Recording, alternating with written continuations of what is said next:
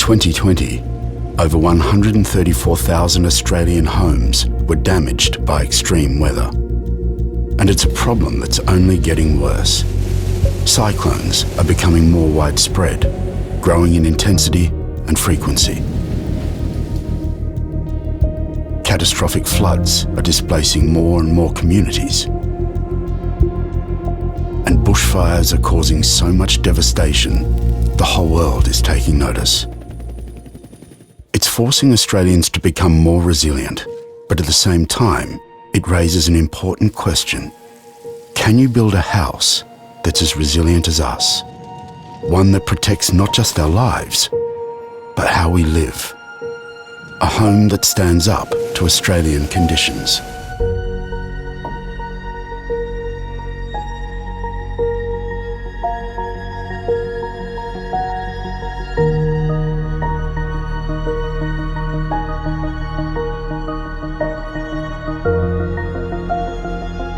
Can you build one house to save many?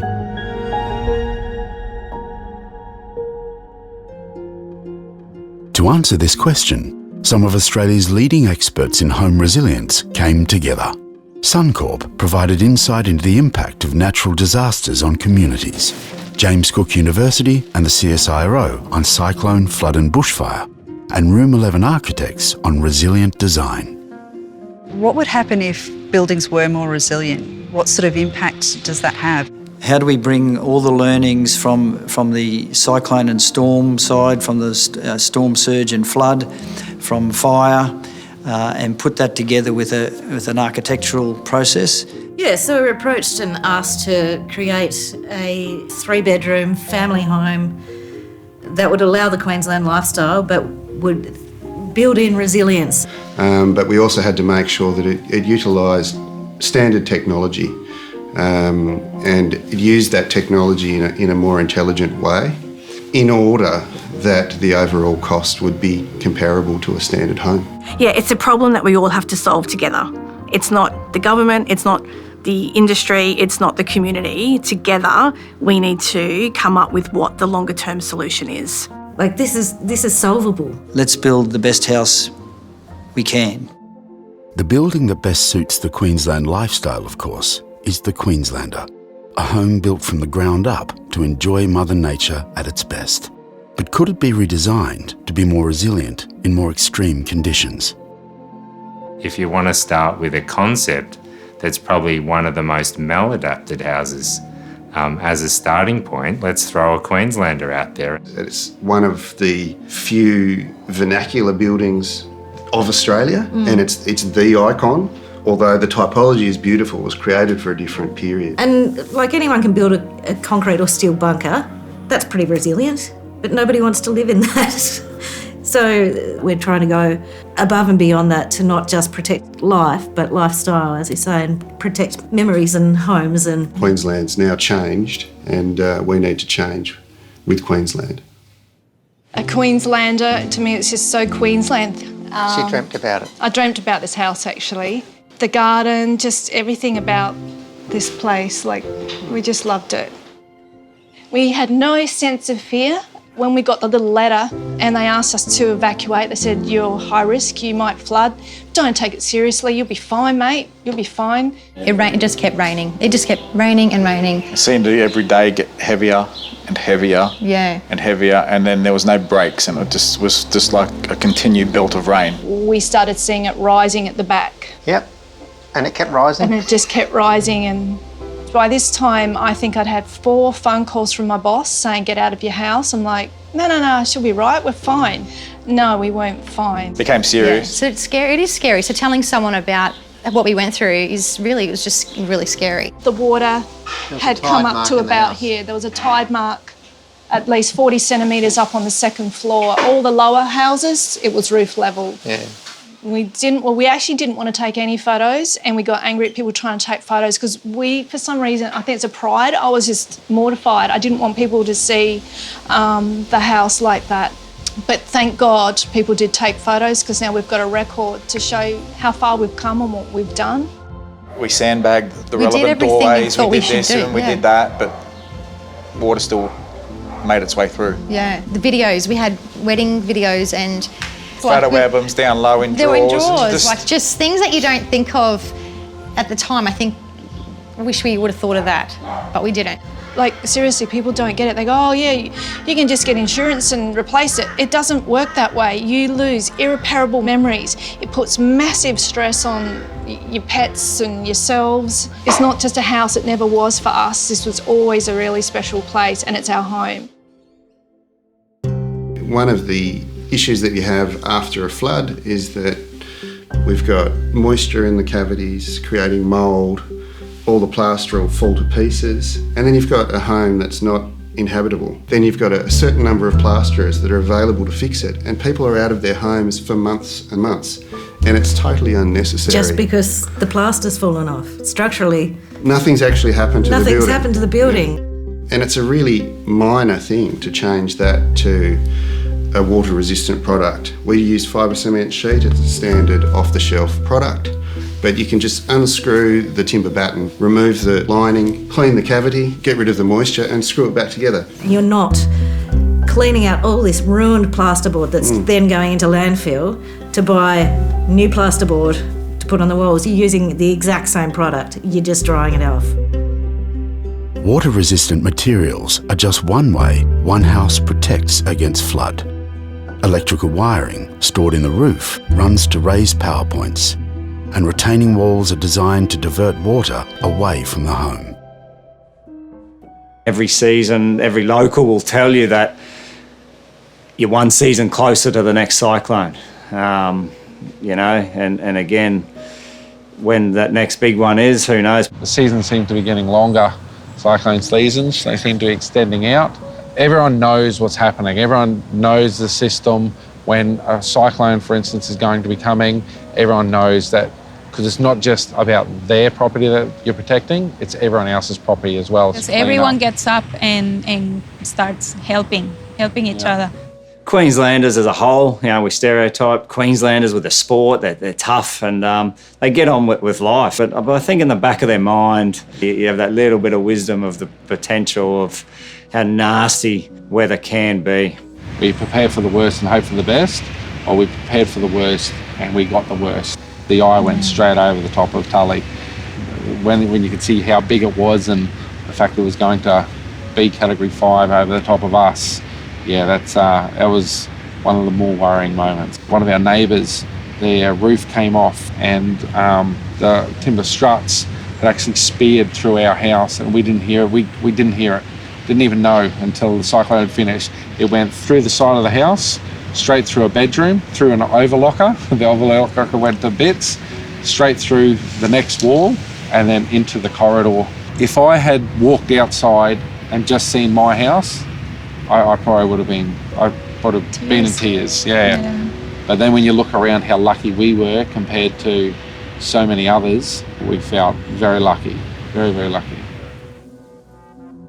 The original focus of the cyclone testing station here at James Cook University was how do we address life safety, because there was a significant loss of life as well as a town being wiped out. How do we bring the engineering expertise into our housing construction so we weren't killing people in bad storms? That then formed building standards and codes over the years. The life safety is pretty well addressed. But of course now the problem, it manifests in another way. There's an assumption that current building codes will fully protect you. Whilst they do protect life, they don't necessarily support building resilience into a building, and depending on when you built your home will depend on how the code responded at that point in time. Robustness is there for the event. It's solid, we can shelter in it and we get through. A resilience is that we can live in it afterwards. Can the community get back to where it was as quick as it can since the event went through? And where we live, where we work, where we go to school and everything else is all part of that.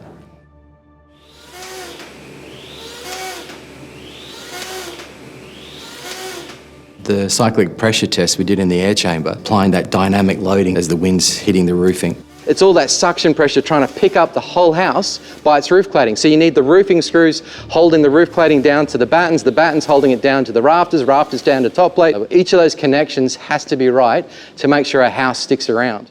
The screws that have the larger cyclone assemblies on, that larger surface area of the screw, have more load resistance. It defers the deformation of it and gives you an extended life, and also helps cover up a bit of the sins in installation as well. The Australian standard stipulates this thing here. It's a 4 kilogram hardwood timber missile, 100 by 50, which is representing an old pre-code timber rafter that is broken off from somebody's house and flying into yours or somebody else's. We can project this thing at 28 metres per second to satisfy the Australian standard. In 3, 2, 1. We clearly saw that non-rated door cannot withstand the standard test debris travelling at that speed. Diamond mesh screen in 3, 2, 1. Similarly for a normal security screen, won't resist the debris, the glass shatters behind, showering anybody sheltering behind that with shards of glass. Having rated type screens away from the elements like the glass of the doors that we're trying to protect, they deform, they don't break the thing behind. That's the part that comes into the One House design features. Projecting debris item into mesh screens, firing in 3, 2, 1. We needed to put a balustrade and a handrail on the deck to protect people from falling off when the screens are open. And that's just a standard practice. But then JCU was thrilled with that because that increases the strength of the screens and increases the cyclone resistance of the screens. All these tests are really to try to help get a more resilient design and structure, and then combining all of them to give us a better resilience product overall. While these robust balustrades and high-performance mesh screens protect One House from flying debris and water ingress, an air pressure relief system and cyclone-rated roof fixings help maintain the building's integrity during severe storms. On the outside, Queenslanders show a brave face to disaster. But on the inside, it can be a different story. Those who experience catastrophic weather events can be deeply affected, and for many, the damage is not just physical. You go, of course, expecting to see damage because you've either seen it on the news or you've heard about it, from the team. But it's not until you're actually there on the ground that you can really see the impact and the toll that it has, not just on the properties, but also on the people that live in them. When you turn up there, they look shell-shocked. They're totally amazed at the destruction that's gone on around them and the fact that they've survived, and it's almost as though they have survivor guilt.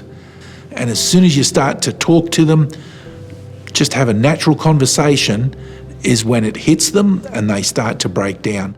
It can sometimes take 12 months to rebuild a home when there's hundreds of them in the same community that need to be rebuilt as well. And it's soul destroying. To be living out of a caravan or a tent for 6, 8, 12 months while your house is being put back together. And it's not just the accommodation challenge, it's all of the psychological and social issues. People's mental health deteriorates, their sense of worth in the community deteriorates, and the longer it goes on, the higher that cost.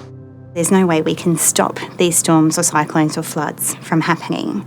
But if we can actually reduce the amount of damage that weather causes to properties and then therefore lowers the cost to actually repair the homes, then we can actually afford to start lowering premiums. I think it's something like 97% is spent on the build and the repair as opposed to 3% spent on the prevention. So we absolutely need to flip that and skew that more so towards the prevention.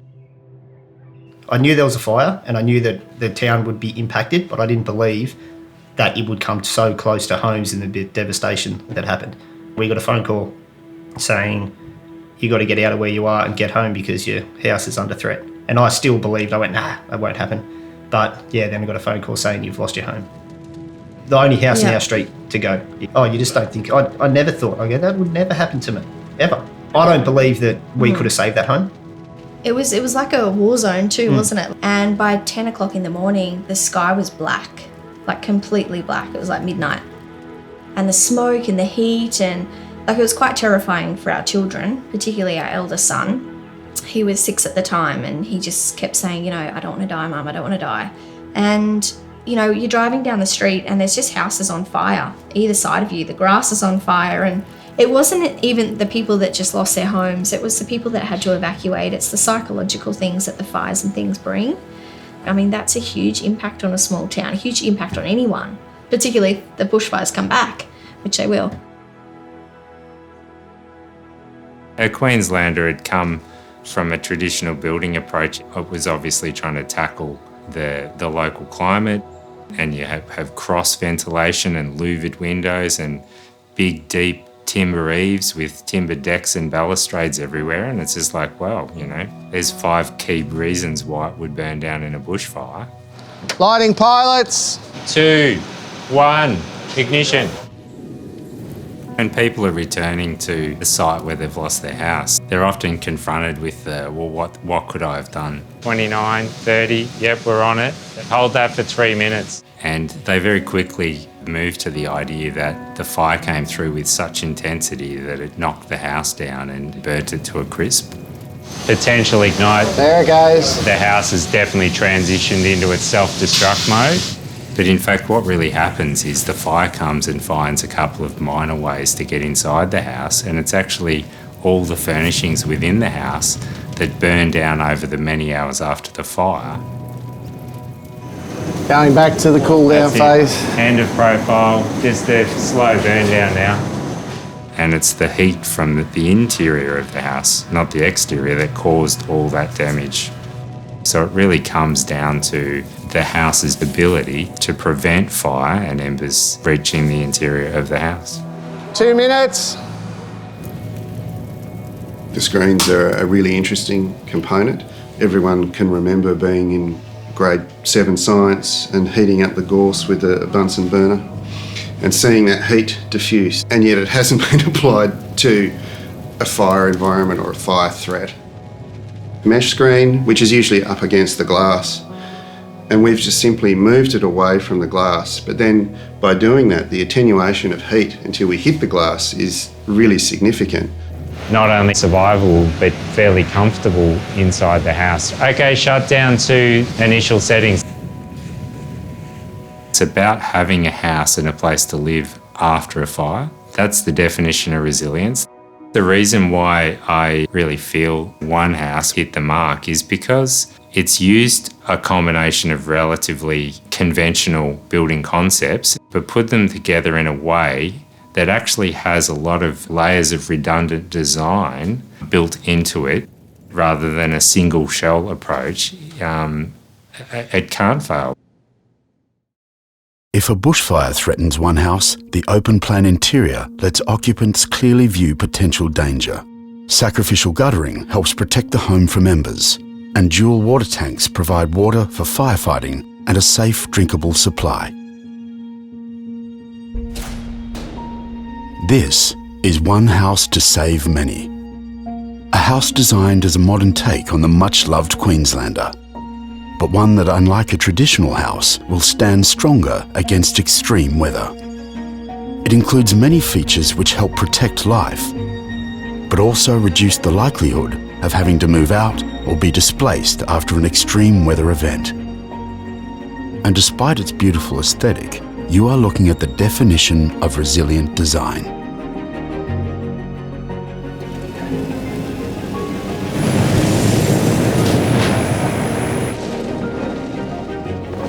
One house that can better protect you through the worst that nature can throw at it.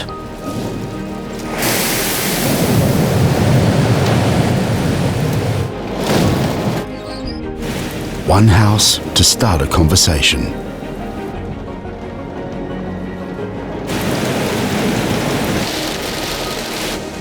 One house we can all learn from.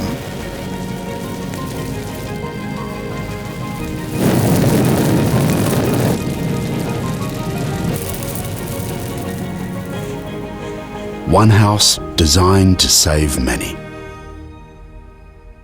It's almost your mid-century modern, isn't it? I know, it's my mid-century modern look. I love it. Oh, wow, that's a good idea. That's a great idea, yeah. I guess to know the structure of your house is gonna stay, is gonna hold. Mentally, you'd be a lot better off. See, that's the Queenslander feature. It's up high. And that's actually really smart. Like if there's houses are getting built which are safer, I think it would make the community feel a lot safer. To think that, your kids and your kids' kids don't have to go through this. They've got other options.